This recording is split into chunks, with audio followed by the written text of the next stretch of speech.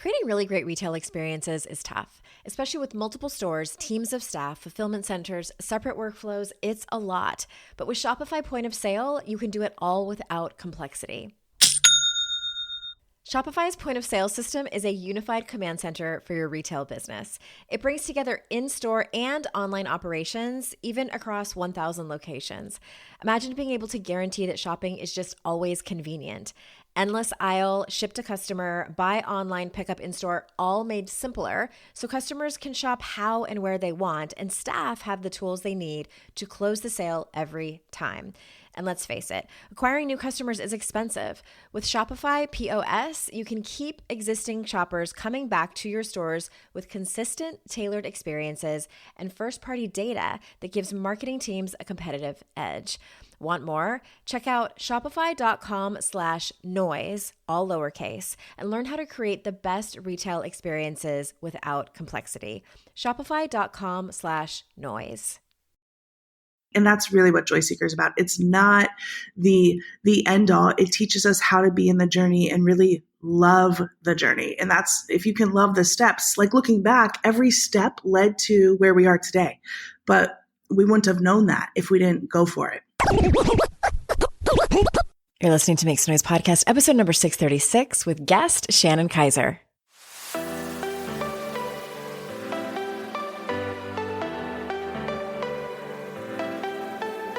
Welcome to Make Some Noise Podcast, your guide for strategies, tools, and insight to empower yourself. I'm your host, Andrea Owen, global speaker, entrepreneur, life coach since 2007, and author of 3 books that have been translated into 18 languages and are available in 22 countries. Each week, I'll bring you a guest or a lesson that will help you maximize unshakable confidence, master resilience, and make some noise in your life. You ready? Let's go. Hi, everyone. Welcome to another episode of the podcast. I'm so glad that you're here. We have another rebroadcast, and this episode is all the way back from 2019. So even if you've heard it, it's been a minute. This has been one of my most listened to episodes, and I'm not surprised. Shannon Kaiser, it was actually her second time on the show. She is just one of the most wise, peaceful, loving, compassionate humans. I have had the honor of meeting her in person. We have the same literary agent, and I had a luncheon with her back in 2020, and she's exactly as she presents online in person. She's just lovely, lovely human. And so I cannot wait to give you this episode for the second time. And I also am excited because guess what? Guess who I'm looking for? I'm looking for two of you listening right now who would like to be coached on the podcast. You may know that I do that from time to time. I take listeners, bring a topic, get some coaching, we record it and release it as a podcast episode so other people can learn from you, learn from the challenge, the topic, the struggle that you're facing, and you and I will come to some resolution around it, and it benefits everyone. It's a win-win-win-win-win. Here's the thing. Because 52 Ways to Live a Kick-Ass Life, my very first book, is being re-released at the end of this year, I am hoping to get 2 people who listen to the show who have maybe an issue around one of the 52 chapters that I write about in there. So we can talk about it. Maybe it's around control. Maybe it's around perfectionism. Maybe it's around just fear of stepping out of your comfort zone. That is, I think, chapter 1 or 2 of 52 Ways to Live a Kick-Ass Life. Maybe you struggle around your communication skills. Maybe you struggle around people pleasing. The topics could vary because there were 52 chapters that I have updated and revised being re-released this December. So head on over to andreaowen.com/links. That's where you will find the link to fill out an application to be coached on the podcast. That's where you will find the application to be coached, to have private coaching from me. Any links that you need that we talk about here on the show are always there. andreaowen.com/links. Of course, it's everything you need is in the show notes as well. So Let me get into the episode, but first let me tell you a little bit about Shannon. Shannon Kaiser is the best-selling author of 5 books on the psychology of happiness and fulfillment, including the #1 bestseller, The Self-Love Experiment and Adventures for Your Soul, and a new book called Joy Seeker, Let Go of What's Holding You Back so that you can live the life you're made for. As an international life coach, speaker, and retreat leader, she empowers people to trust and believe in themselves so they can live their highest potential. She's been named a top 100 women to watch in wellness by Mind Body Green and your go-to happiness booster by Health Magazine. So without further ado, here is Shannon. Shannon Kaiser, welcome back. Hi, it's so great to be back here with you.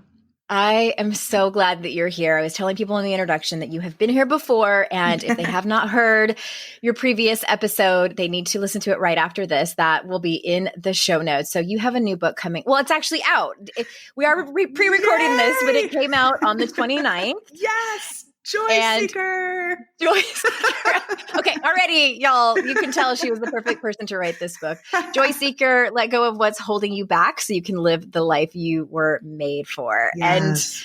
And it sounds like you're pretty excited and proud of this book.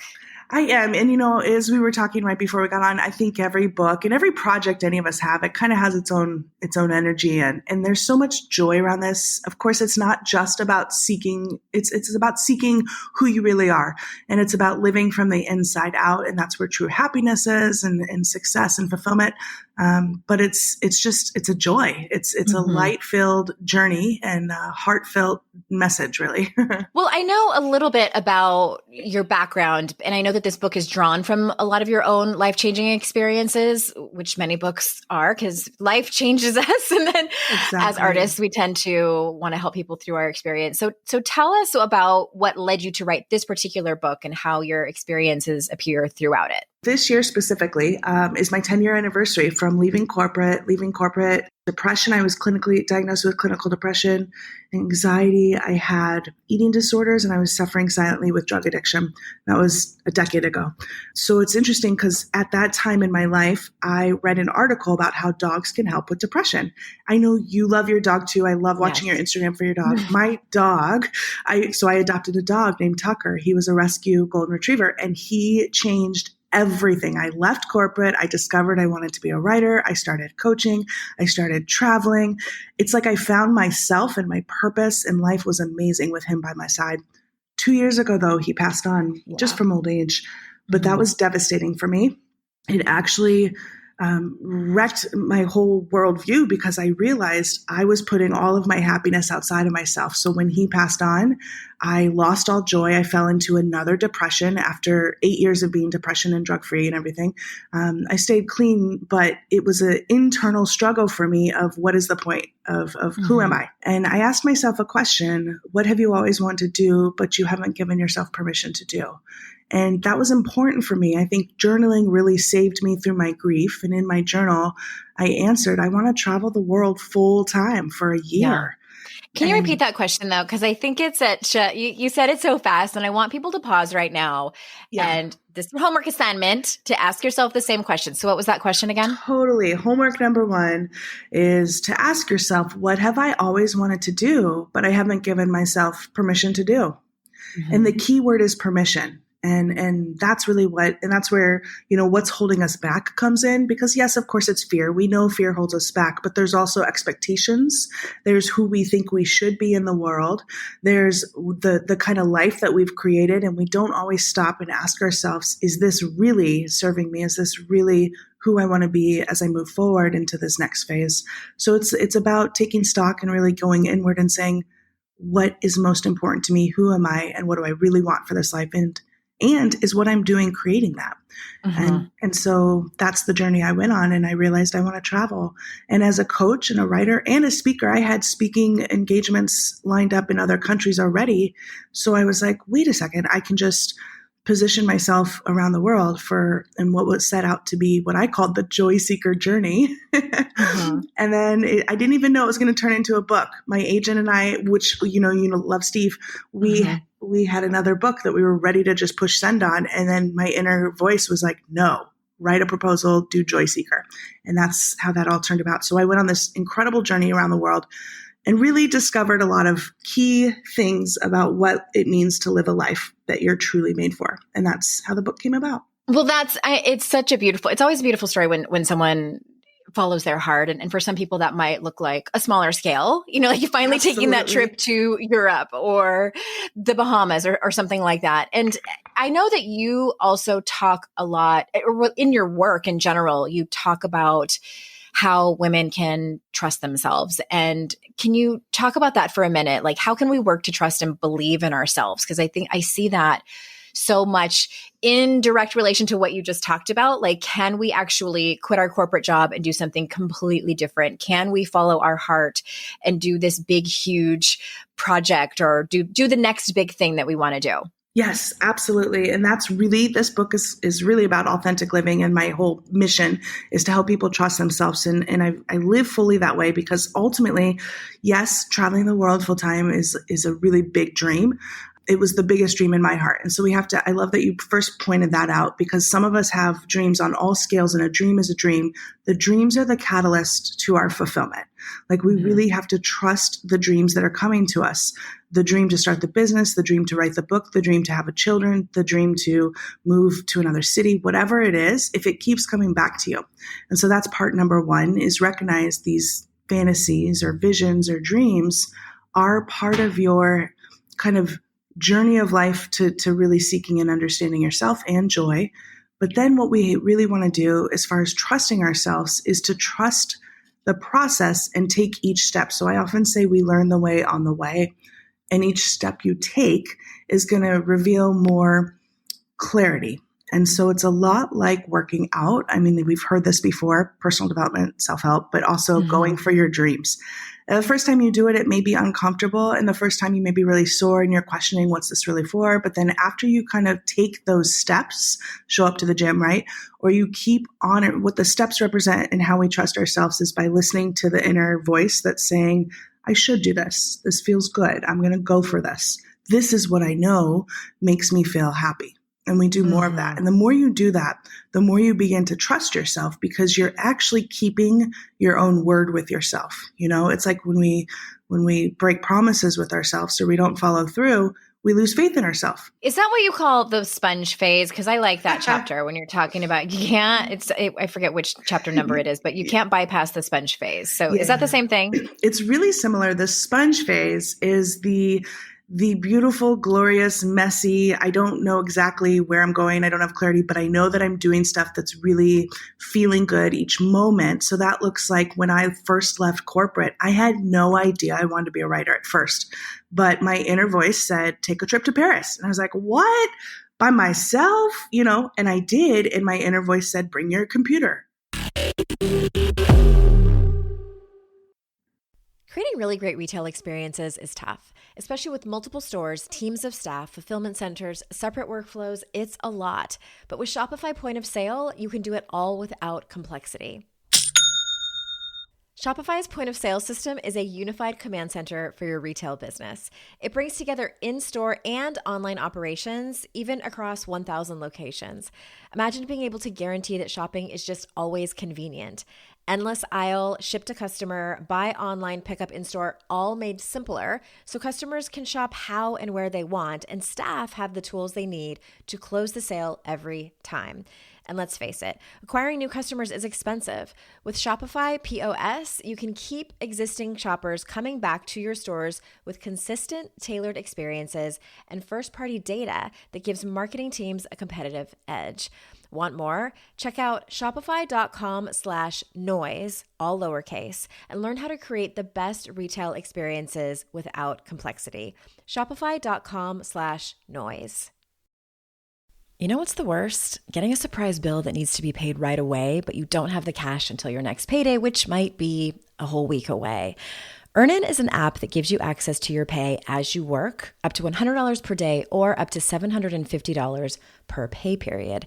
Just download the Earnin app and verify your paycheck. Then access up to $100 a day as you work and leave an optional tip.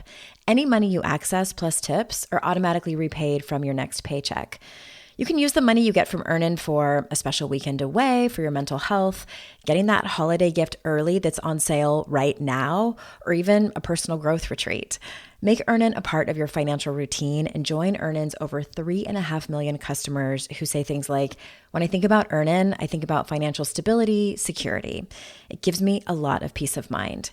Download Earnin today, spelled EARNIN, in the Google Play or Apple App Store. When you download the Earnin app, type in Noise under podcast when you sign up, please. It'll really help the show. Noise under podcast. Subject to your available earnings, location, daily max, and pay period max. See earnin.com/TOS for details. Earnin is a financial technology company, not a bank. Bank products are issued by Evolve Bank and Trust, member FDIC. Hey everyone, if you're anything like me, you love a good home-cooked meal, but you don't always have time for the meal planning, the prepping, the shopping, all of that, right? Well, that's where HelloFresh comes in. With farm-fresh, pre-portioned ingredients delivered straight to your door, they make it so easy to whip up delicious meals without the hassle. No more endless recipe searching, and no more buying a whole jar of some random spice you'll use once. HelloFresh sends you exactly what you need, fresh and perfectly portioned. Plus, with 50 recipes to choose from each week, you'll never get bored. I personally love their fit and wholesome options, keeping my meals healthy without sacrificing flavor. And here's the best part. If your schedule changes, HelloFresh has your back. You can easily adjust your delivery date or even skip a week if life gets too crazy. Get 10 free meals at HelloFresh.com/free MSN. Applied across 7 boxes. New subscribers only. Varies by plan. That's 10 free HelloFresh meals just by going to HelloFresh.com/free MSN.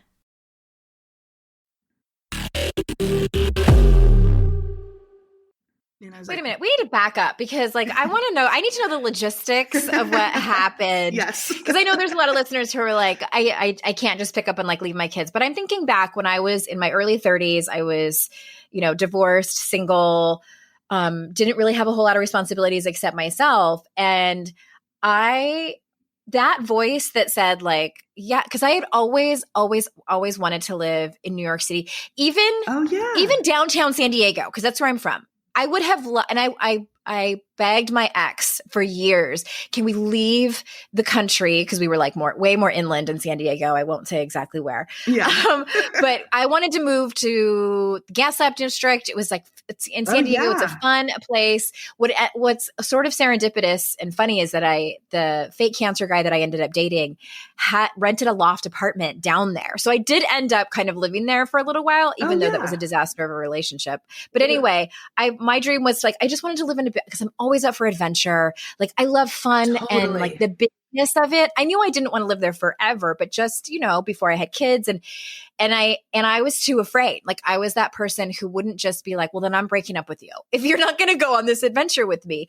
But there was that time where I was single and I hear stories like yours and I'm like, No, I love it. I love that you say that because I hear this all the time from my coaching clients, from my friends even.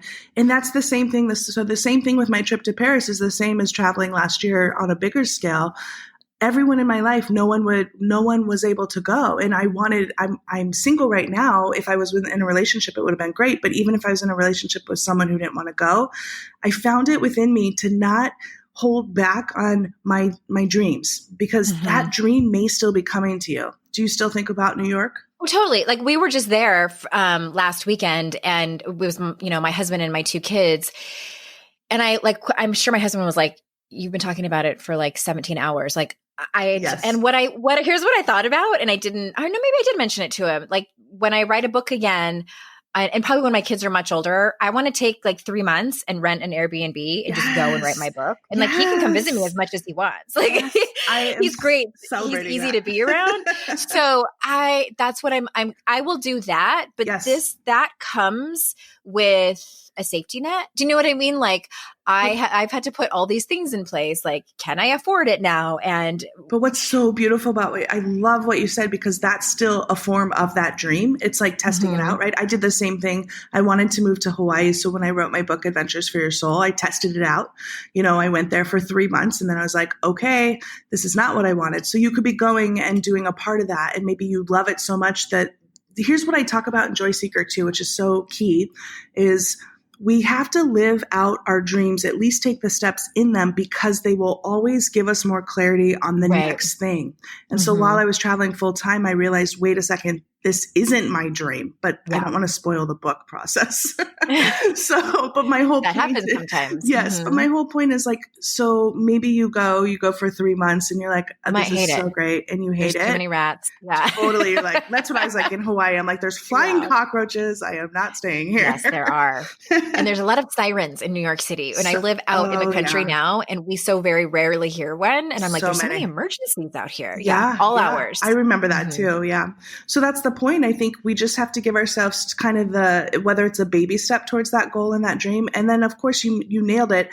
Having a supportive, you said, your husband can come, and having a supportive family structure really does help. And if you don't have it within your own family, creating that with friends, creating that with, soul sisters and misters kind of thing on the internet, like on your Instagram, you have a great supportive community, so we find that community and that support, which is really important with our coaches. But to the point, I went to Paris and I kind of took the steps, and I didn't know what I wanted. But while I was following each step, I wrote an article, and it turned into my first published article in Chicken Soup for the Soul when I went to Paris back in 2009. And so my point is, I had to follow each step, the inner voice that said, bring your computer, and I traveled, and that turned into travel writing for a while. So really what it is when we're talking about trusting ourselves, it's about and homework assignment number 2. Anybody who is ready to go deeper, get your journal out. I love this. Yeah. I love action steps too. So just ask yourself, like, what dream keeps coming back to me? Or another question, and we've heard this before, of course, like in all kinds of seminars, but if time, money, energy was not a factor, you had unlimited, other people's opinions. Totally. Others' opinions and fears, and you knew you could not fail, what would you do? And really take time to answer that, because ultimately we have to at least allow ourselves in our mind to kind of dream about it before we can really start to live it. Okay. It's sort of like there's this coach, and I don't know if she coined it or what, but she says, follow the feel good. And that sounds a little bit like what you're saying. And I always encourage people to, even if it's just tiny baby steps. I remember I was on a coaching set. I recorded a podcast episode after I had a coaching session with this woman who was in one of my group programs, and she had talked about, I think I asked her that question, like, what would you be doing? Like, what's the thing that brings you the most joy? And she said, I always find happiness when I'm around horses. And so it was, her assignments were, what are some little things that you can do, even if it's once a freaking month, to go down and volunteer to clean the shit out of the stables, like anything that it is. Cause I know y'all are busy, and I know so many people have so many things to do. I get it. But if you have time to take a shit, you have time to get on your phone and research what it is that, like, one tiny baby step that you can do. Yeah. And I think you're nailing it. It's the baby steps. That's actually one of the ways I pulled myself out of depression and stuckness and anxiety, because I started volunteering just at an animal shelter, and that led me to adopt the dog. So it's those things that we don't, I think what happens is so often we want to know how, and we want to know that it's going to work out, and we want to we want that magic bullet, but that's really what Joy Seeker is about. It's not the end all. It teaches us how to be in the journey and really love the journey. And that's, if you can love the steps, like looking back, every step led to where we are today, but we wouldn't have known that if we didn't go for it. And I know this book is also about authentic living and removing barriers that hold us back from being who we are truly. So let's talk a little bit more deeply about some of those barriers. Like, what are the most common ones? I know you've ticked them off a little bit, but can we talk a little bit in more depth about what they are and what holds people back? Yeah, well, you kind of talked about it as well. We obviously other people's opinions, and really what it is it's a fear of not fitting in, or a fear of not being accepted. What we all want is acknowledgement, and I feel like we're living in a culture and a society right now where we're like desperate for attention. Especially, the whole social media can be great for us, but it also creates this inner I'm not good enough kind of mentality. And a lot of that leads into competition. Or comparison. I feel like comparison, especially when you're trying to go for something you want and you see someone else who looks like they have it so easily. We never know what's going on behind, the social media screen, or behind the fancy titles. One of the things that I found really, really blocks us the most, two things really. One, it's the, I want to say the idolization of others. We put our power outside of us, whether we are giving it's really giving our power away. So whether you look at a celebrity or a famous person or someone in your own industry who's like killing it, and you're like, why can't I sell more books or whatever? When we put other people on this pedestal, it kind of makes us always feel like we can never be as good as them. So I talk about this. It really, especially in American culture, we're like obsessed with celebrities, a lot of people, and we feel like they're better than us. And that keeps us from really recognizing our own power. So just be aware. Homework number 3. Yeah. I actually call them joy jaunts in the book. A jaunt is like an excursion to help you kind of get in touch with yourself. Yeah, there's like little mini exercises throughout the book. Yeah, exactly. So another one would just be like, how can I bring my power back to me? Where have I been giving my power away? And sometimes it's in your own family household where you're not speaking your truth. You're just letting things roll off your back when really you're building up resentment and anger inside. And that's another one. So look at kind of your own life where you're not speaking up and speaking your truth. We need to be honest with ourselves in order to be true to ourselves. And then look at where you're giving your power away and thinking other people are better than you. No one's better. We're all equal here on earth. It's amazing. And then, like I said, yeah. So those are some. Every time I talk to you, it's like there's like just so much wisdom that oozes out. So if you guys are going to have to listen to this like on half speed to get everything. My friend Tanya, fast too. So do I. My friend Tanya Kaiser calls that worship wisely, when you really pay attention to, like you said, like the people you're putting on pedestals. And when I got into this industry and was kind of, doing the comparison of people that were farther ahead of me, and then I got to be friends with some of those people, and then kind of like getting a peek behind the curtain. And I was like, oh, right. You are the same as all of us. And you still have anxieties or whatever it may be. Oh, I totally like get that. Hard marriages, like, children with disability, like all of these things. And I remember it was both disappointing and relieving. Yes. Okay, we're all just human. And, and some people do have it easier. Some people have more advantages than others. Like, I'm not going to pretend that doesn't happen, but I think it was probably humbling to know that even those people that you put way up on pedestals, what happened for me? I don't know if this happened to you or not. I start to not trust people who are in the public figures, like in the media, who don't ever talk about the hard stuff. Yeah. Like, I'm like with one raised eyebrow, like what's going on? Like, it makes me nervous for them. That, and I understand people want to keep their privacy and things like that. But I think the people who try extra hard to make things look so beautiful and curated and perfect, those are the people I kind of trust the least. Yes. And actually there's a whole section in Joy Seeker about that, because we're coaches, right? And we're authors. And I see it in our industry a lot. And I talk about how I know people and I see it where we feel like we have to be happy all the time. This is another barrier that blocks us. And if you're a coach, author in the wellness space or a yoga teacher, anything like that, when you don't feel good, you feel like you're deficient, something's wrong with you. So you put on an extra strong face to try to pretend. I had some friends in my life earlier in my career who they were like, I think they're still coaching, but they were coaches. And if they weren't feeling good, they wouldn't pick up the phone because they didn't want anyone to know that they were sad. And I feel like there's this, I love all of the work you do, Andrea, because it's all about embracing that and vulnerability, being who we really are, and the feelings, feeling your feelings and sharing them with friends, sharing them openly, even with your community, is so important for us to, one, be connected to one another, but two, be honest and real with yourself. This episode is brought to you by State Farm. You might say all kinds of stuff when things go wrong, but these are the words you really need to remember. Like a good neighbor, State Farm is there. They've got options to fit your unique insurance needs, meaning you can talk to your agent to choose the coverage you need, have coverage options to protect the things you value most, file a claim right on the State Farm mobile app, and even reach a real person when you need to talk to someone. Like a good neighbor, State Farm is there. Ryan Reynolds here from Mint Mobile. With the price of just about everything going up during inflation, we thought we'd bring our prices down. So to help us, we brought in a reverse auctioneer, which is apparently a thing. Mint Mobile Unlimited Premium Wireless. How to get 30, 30, bit to get 30, bit to get 20, 20, 20, bit to get 20, 20, bit to get 15, 15, 15, 15, just $15 a month? Sold! Give it a try at mintmobile.com/switch. $45 upfront payment equivalent to $15 per month. New customers on first 3-month plan only. Taxes and fees extra. Speed slower above 40 gigabytes. See detail. This episode is brought to you by United Airlines. When you want to make the most of your vacation, book with United. They're an airline that cares about your travels as much as you do. United is transforming the flying experience with Bluetooth connectivity, screens, power at every seat, and bigger overhead bins to help fit everyone's bag. And with their app, you can skip the bag check line, get live updates, and more.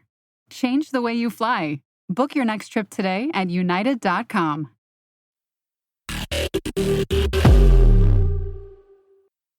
I think this kind of goes hand in hand with being a helping professional. And it's like the sweetest thing ever that my audience does. When I'm really authentic, like when I tell them, okay, you guys, I've been in the depths of despair the last couple of days, or I tell them I've been telling them I'm really nervous about this next book, and it's showing in my proposal and how slow I am to be able to finish it. I have like clients and even just people in my audience that I've never even worked with before, like reaching out. And I think some of them are genuinely worried about me. And I make this up, but I wonder if some of them are like, okay, if Andrea falls apart, there's no hope for any of us. Like, and I'm going to tell you to set the record straight. I'm very resilient. I have all of those tools. Like I trust myself that I will bounce back, but it's really sweet how they all kind of like come out and they're like, oh my gosh, we're thinking of you. And it's really sweet. Beautiful. So, and that's the community. That's the community that we all are looking for, and that adds more meaning.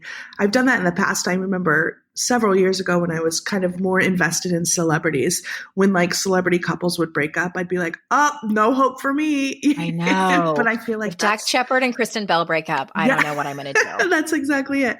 But I think it's just this human part of us, Right. We want the best for people. Well, again, joy seeker, let go of what's holding you back so you can live the life you were made for. I think one of the favorite parts, I like it when books are really organized. Yeah. And I love how it's like, here's how it's broken up into parts. So there's the realizing, the releasing, the becoming, the accepting, the aligning, the actualizing, the allowing, and then last is the being. So how did you come up with those parts? Did they just sort of download to you, or did they come along as you were writing it? Actually, it was a combination. I originally had it in the proposal as chapters, and it was very much chapter 1, chapter 2. But as I was living it and writing it, it became, this has to be parts, has to be.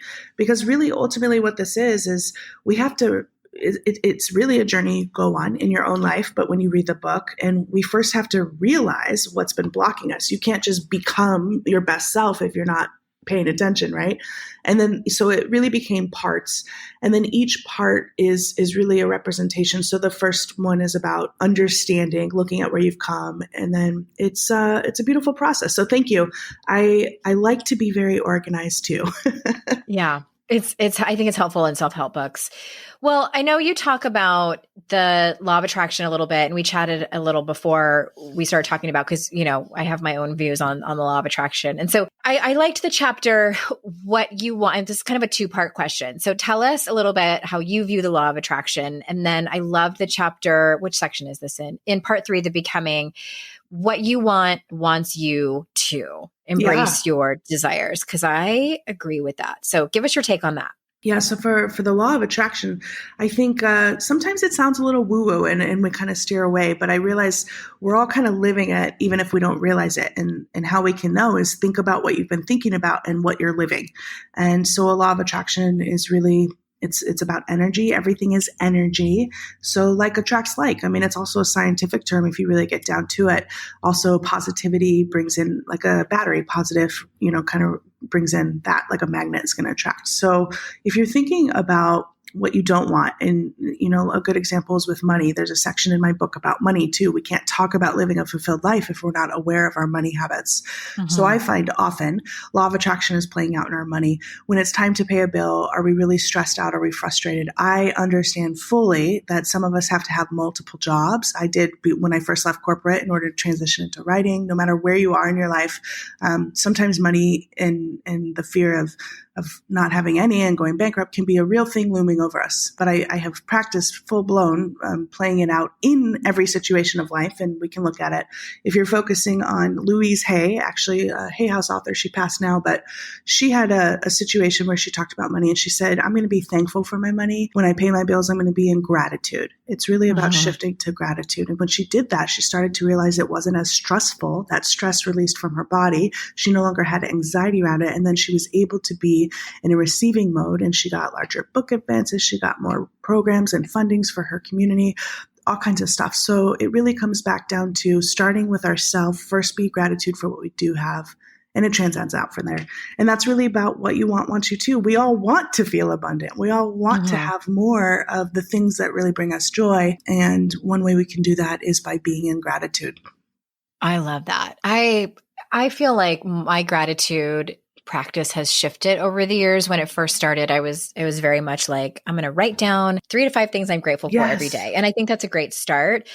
But mine has shifted more into, I practice it in the moment where I just like really lean into the joy of whatever it is that I'm really grateful for. And I say it out loud to, like, if I'm thinking of someone, I will text them and say, you popped into my head twice this week. And so I just wanted to reach out and say, hey. And then I really love our friendship. Yeah. I love that. And it also, and I will say one more thing that has helped me tremendously with the law of attraction. And I just want to say, for the record, I have shifted my views a little bit with law of attraction. I take what I want and leave the rest. I think it's completely cloaked in privilege.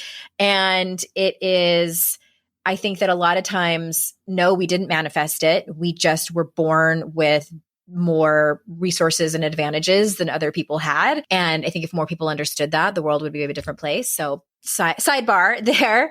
But one of the things, and I got this from Jen Sincero's book, I can't remember which one it was, but instead of being, when you're stuck, when you're in that place where you're like, I don't know, either like, I don't know where my keys are, or I don't know which job I should apply for, or I don't know if I should quit my job.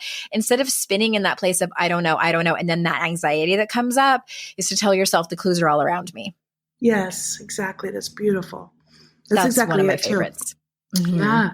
It's interesting because I do feel that the clues are part, it ties into everything we've talked about today too, because we have clues, once you kind of make that choice, have you ever noticed you start seeing more, whether it's more commercials about it or more people start talking about it?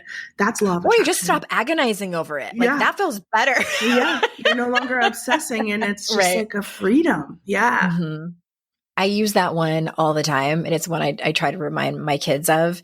It just feels better than being stuck in that place of, I don't know, stress all over the place. It's so true. Right. And that happens, just the other day, I couldn't find my keys, and then I reached into the same purse pocket, and there they were, but they weren't there a second ago. It was like, what? So because you're in that frantic state of anxiety, you can't see clearly. So all of it is about balance and calming ourselves. Yeah. Well, I know you talked about losing Tucker, and that was a big part of your journey. And you talk more about grief in the book and about losing what you love the most, and how that can help you find what you need. So can you dive a little bit deeper on that? Yeah, I think the grieving process is not it's not a candy coated, like it's not a cookie cutter thing for anyone. Sure as shit isn't. I know. Here. Yeah, whether you're grieving the loss of a dog, to me is family, but a family member. Completely. We grieve other things too. Sometimes we have to grieve not even a death or a passing. It's the loss of a job or a career that didn't pan out, or a relationship, all kinds of things. Basically, even when the seasons change, we sometimes grieve. So for me, what I really recognized is the way through grief is with courage. Both courage within our own heart to find a way to keep going, but also to really dig deep. And sometimes the grieving can be our greatest teacher. And that's exactly what it was for me.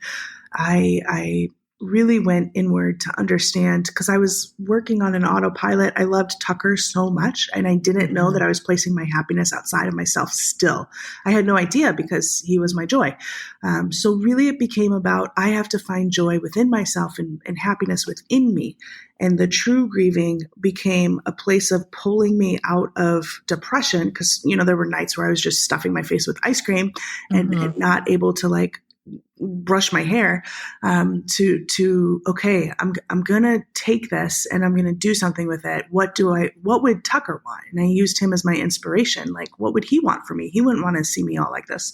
So that kind of helped. But I think the biggest thing when we are grieving is to recognize no one can tell you, oh, get on, move on with it. And you may hear that even if it's been 5 months or 5 decades. Yeah. Grieving, they stay in our hearts forever. So what I truly understand, grieving is our greatest teacher, and courage will help move us forward. I think you kind of answered the next question that I had on that is, or I guess, what do you have to say about kind of putting that in a container? Because that can get tricky, where I do believe you can have both. I think you can honor your grief and at the same time move on with your life. I mean, that's something I've been sort of dancing with over the last few years. I really struggle with judging anyone's grief. And at the same time, I've seen people really hold on to their grief. And I don't know. What is your take on that? I just feel like it's such a personal thing. It's just not exactly. up for judgment or, measuring by anyone else. Totally. And you nailed it. Like, we can't judge others. What I really, really, really understand, and one of the lessons I present in the Joy Seeker process in the book, is everyone's on their own journey. And what we can do is open up to more compassion, respect, and love for others for wherever they are. I mean, I have a dear friend who's grieving the loss of a relationship, and it's been 12 years and she hasn't dated or moved on. And I just love her through it. I just talked to her last night and she was crying still. Like, no judgment. We have to just be where we are, because I truly feel we get what we need when we need it. And so we can love our friends and family, but ultimately there are some people who handle it differently. So what is happening is they're putting how they approach life onto it. So if someone's like, move on, in their mind, they would have moved on, but they didn't have the love that you did. They weren't in that relationship. They don't know the intricacies of it. So I feel like we can just love each other with compassion. Yeah. It's so complicated and layered. And then when you're talking about like being in a relationship with the other person, you're in this friendship with this person, and then you have to decide, like, can you still show up for this friend? And some people can't. I know. You have to set boundaries, and it's complicated. Oh, I did get to that point, a couple weeks ago. I said, this is the same conversation. You love her so much. Like, I can't keep seeing you like this. Yeah. And that's exactly the conversation we had. That's exactly it. And it finally kicked her into the next level. But at the same time, I love that you brought that up, because boundaries is so important for protecting ourselves, but also being there for others. I know so many people listening, we're caretakers. We have big hearts. We're compassionate. We want to be there. But if it is at the sacrifice of yourself, you have to put yourself first, get out of there, protect yourself, whether it's through verbally conversation or physically removing yourself. We could have a whole show on that. But I want to ask you one more question before I let you go. And how can we let go of who we think we're supposed to be so that we can be the person that we're meant to be and seek more joy? Beautiful question. Well, that's, again, everything we talked about today. It's not a one item, one journal question, one big aha. It's about really understanding that when we want more, like, I'm made for more. I want more for this life. I want to live with more meaning. I want to live with more joy. And if the answer is yes, that's when you go and say, okay, well, what is holding me back? And there's a whole bunch of things. It's not one thing. Really, ultimately, it comes back to you making the most of your time on earth and living your life from a place of integrity, a place of truth, a place of honesty. And that is the true joy. That was such a great note to end on. Mic drop. Yay. Joy Seeker, Let Go of What's Holding You Back So You Can Live the Life You Were Made For is out. Where do you want people to go? I'm sure you have, like book bonuses and things like that. Yeah, you can go to playwiththeworld.com. That is my website, and lots of book bonuses as well. There, you can go to my social media on Facebook and Instagram, Shannon Kaiser Writes, and I'm posting all kinds of positive messages, and it's all fun. Yeah, we'll have all those links in the show notes, everybody. So thank you so much, Shannon, for being here again. It's always a joy to have you on. It's been great to be here. Thank you. Listeners, thank you so much for your time. I know how valuable your time is, and I'm so grateful that you choose to spend it with me and sometimes my guests here. And until next time, I will see you all out in cyberspace. Bye-bye. Hey everyone, thanks again for listening. I would be so incredibly grateful if you haven't done so already, if you could leave a review of this podcast on Apple Podcasts. Super easy if you already listen to your shows over there. But if you don't, or maybe you have the app on your phone, but you listen to the show on a different app, if you could leave a review for this show, it matters so much. I wish I could express how much it matters. I also wish that it didn't matter so much, but alas, it does. So if you haven't already, please go review and rate the show. It would mean so much to me. And thank you so much. I hope you have an amazing day.